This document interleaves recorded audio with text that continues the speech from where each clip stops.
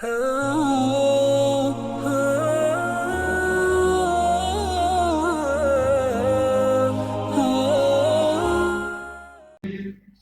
کے بعد سب سے بڑا گناہ جو اللہ نے ذکر کیا وہ قتل ہے.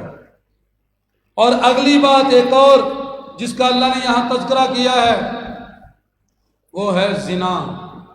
آج افسوس ہے، آج نکاح کرنا مشکل ہے، زنا آسان ہے.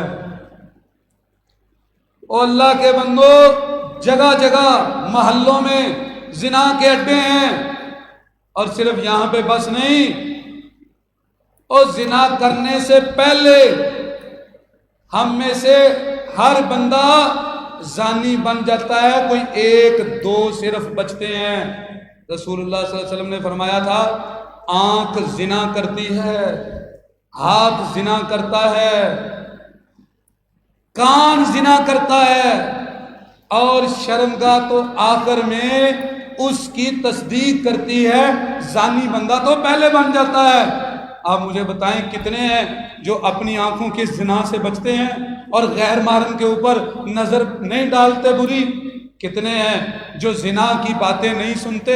کتنے ہیں جو زنا کی پکچریں اور زنا کی ویڈیو یا ایسی چیزیں نہیں دیکھتے؟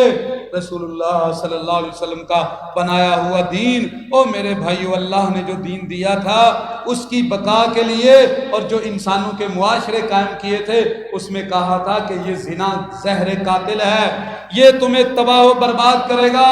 وَلَا تَقْرَبُوا الزِّنَا إِنَّهُ كَانَ فَاحِشَةً وَسَاءَ سَبِيلًا. یہ نہیں کہا کہ زنا نہیں کرنا، یہ کہا زنا کے قریب بھی نہیں جانا. اگر تم زنا کے قریب بھی گئے تو تم زانی بن گئے.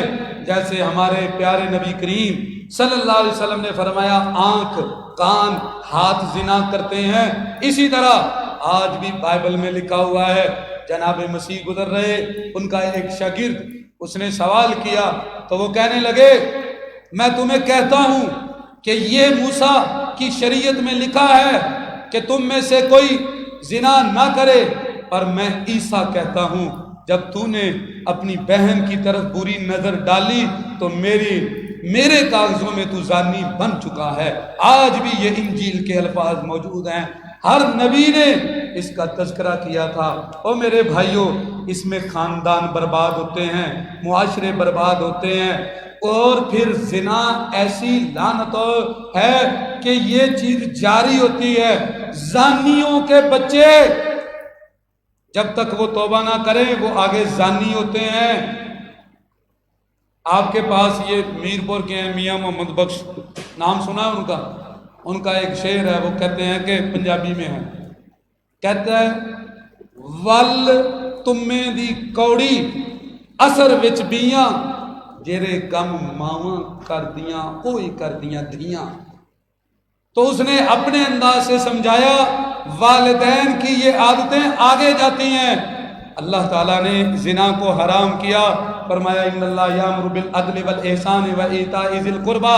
اللہ عدل، انصاف اور قریبی رشتہ داروں کو حق دینے کا حکم دیتا ہے. اور وینہی عن الفحشاء والمنکر، وہ تمہیں بے حیائی سے روکتا ہے. اور بے حیائی اللہ تعالیٰ نے اس کے ظاہر سے بھی منع کیا ہے، باطن سے بھی. اور میرے بھائیوں، میں یہاں آپ کے سامنے یہ کوئی جذباتی بات نہیں کرتا، حقیقت رکھتا ہوں. رسول اللہ صلی اللہ علیہ وسلم نے فرمایا یوسف علیہ السلام عزیز مصر کی بیوی سے بچ گئے. آپ نے وہاں عاجزی اور اپنی انکساری سے کہا کہ اگر میں ہوتا تو شاید نہ بچتا. آپ نے اتنی عاجزی دکھائی. یاد رکھیے میرے بھائیوں، میں اس حدیث کے اوپر بات کرتا ہوں. واللہ آج اللہ کا شکر ادا کرو کہ ہم دین کے ساتھ جڑے ہوئے ہیں، ہم ایک جماعت کے ساتھ جڑے ہوئے ہیں، ہم نیک لوگوں کے پاس بیٹھتے اٹھتے ہیں.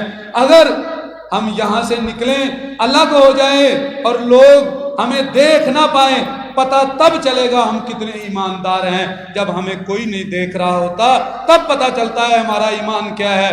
اور اس وقت کوئی لاکھوں میں سے ایک ہوتا ہے جو بچتا ہے۔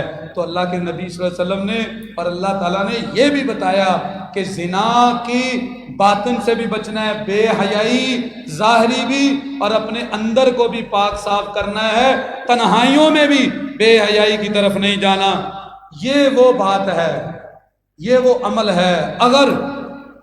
اگر بندہ پاک دامن ہو، عورت پاک دامن ہو، اور ان کے لیے معجزے ہوتے ہیں، معجزے جن لوگوں کے لیے ہوتے تھے ان کے یہ عمل تھے جو میں آپ کے سامنے چیزیں ڈسکس کر رہا ہوں۔ آپ صحیح بخاری شریف کو اٹھائیے، 3 بندے جو پھنس گئے غار کے اندر، ان میں سے ایک بندے نے کیا کہا تھا؟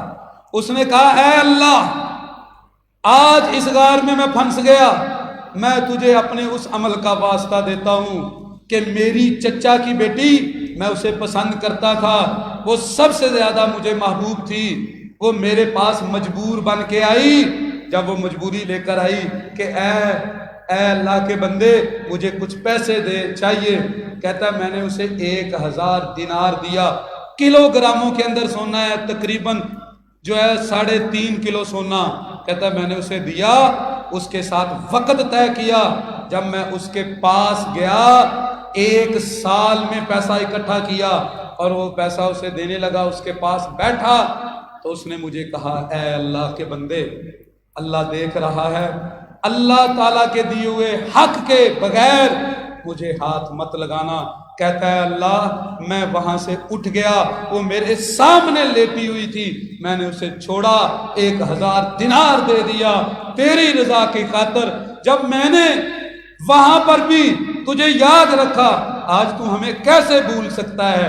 وہ پتھر غار کے دہانے سے پیچھے ہٹا اور وہ باہر نکل گئے۔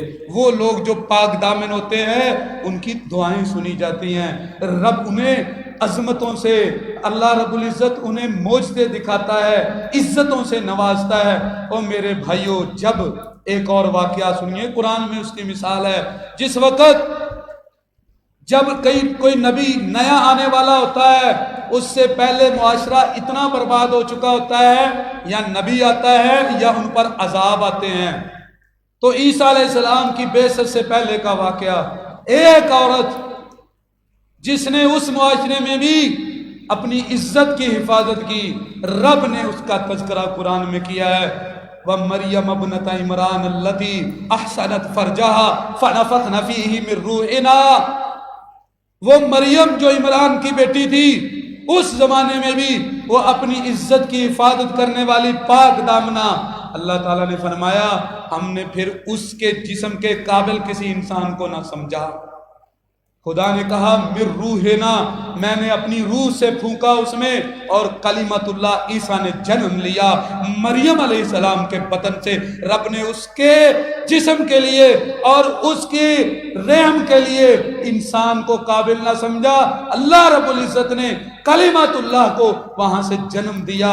یہ کلمت اللہ کیا ہے، تھوڑی سی بات بتا کے پھر واپس آتا ہوں۔ اور میرے بھائیوں، ہم میں سے ہر بندہ اللہ کے کلمے سے پیدا ہوا ہے، لیکن اس کے ساتھ سبب اور مٹیریل یوز ہوا ہے، نطفہ استعمال ہوا ہے ہماری پیدائش کے اندر، اس لیے ہمیں کلمت اللہ نہیں کہتے، ہوا یہ بھی اللہ کے حکم سے ہے، لیکن ساتھ میٹیریل اور ساتھ اللہ کا حکم، دو چیزیں ملی ہیں۔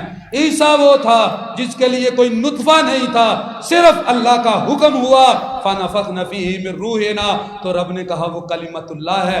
جیسے تم کہتے ہو بیت اللہ، ہر مسجد ہی اللہ کا گھر ہے، لیکن اسے عزت دینے کے لیے کہتے ہو کہ وہ بیت اللہ ہے، اسی طرح اللہ نے پھر عیسیٰ کو عزت دی اور کہا وہ کلمت اللہ ہے، وہ میرا کلمہ جو بغیر نطفے سے رب نے پیدا کیا۔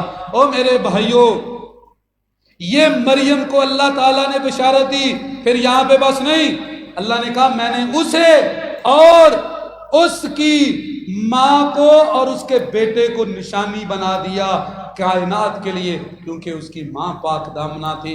وقت میرا جو ہے وہ ختم ہو گیا ہے، اللہ رب العزت مجھے اور آپ کو سمجھ کے عمل کی توفیق عطا فرمائے۔ اور میرے بھائیوں، ان چیزوں کو پھر ہم آگے لے کر چلیں گے۔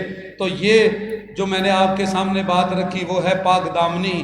جو زنا نہیں کرتے پاک دامن ہے ان کے لیے پھر معجزے ہوتے ہیں، ان کے پیٹوں سے پھر میرے بھائیوں صلاح الدین ایوبی جیسے جنم لیتے ہیں، خالد ولید جیسے جنم لیتے ہیں، وہاں پر صحابہ رضوان اللہ علیہم اجمعین جیسے جنم لیتے ہیں، اور جو ہمارے جیسے ہوتے ہیں ان کی اولادیں بھی ہماری جیسے ہی ہوتی ہیں۔ اللہ تعالی ہمیں نیک صالح اور پاک دامن بننے کی توفیق عطا فرمائے۔